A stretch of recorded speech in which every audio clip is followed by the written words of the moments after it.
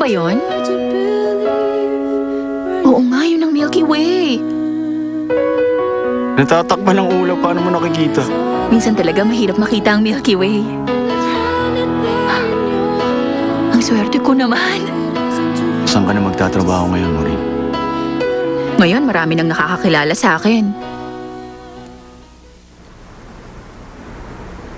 Magbebenta na lang ako ng insurance. Ay, hindi. Nung nangangampanya kami, ang dami nilang biniling souvenirs, towels, payong, lapis, keychains. Magtayo kaya ako ng souvenir shop.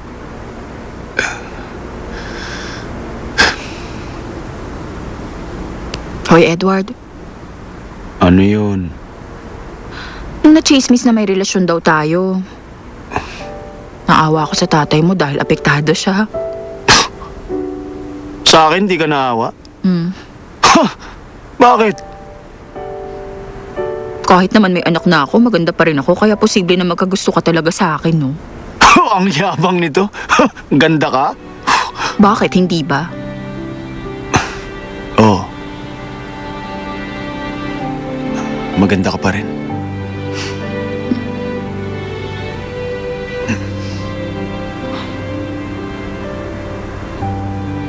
Uy!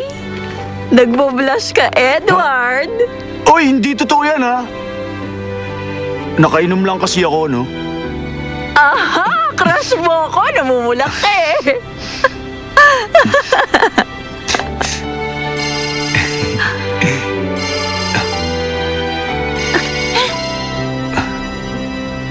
Bakit, Tay?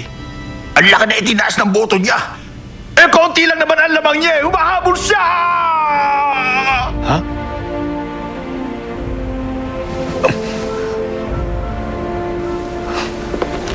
Pumasok na ang latest report. Nung una iniisip ng lahat na si Jaego Kim ang mananalo sa Namsong District. Pero may nangyayaring himala.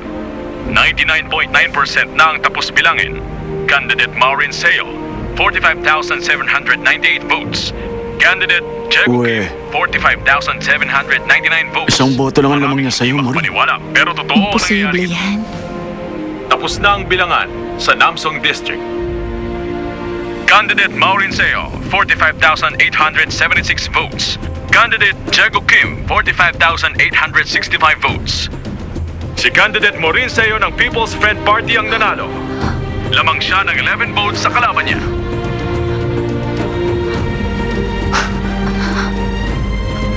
Hindi ba ito panaginip?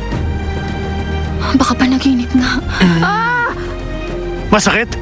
Oo. Totoo nga! Mabuhay! Congressman Maureen Seo, mabuhay!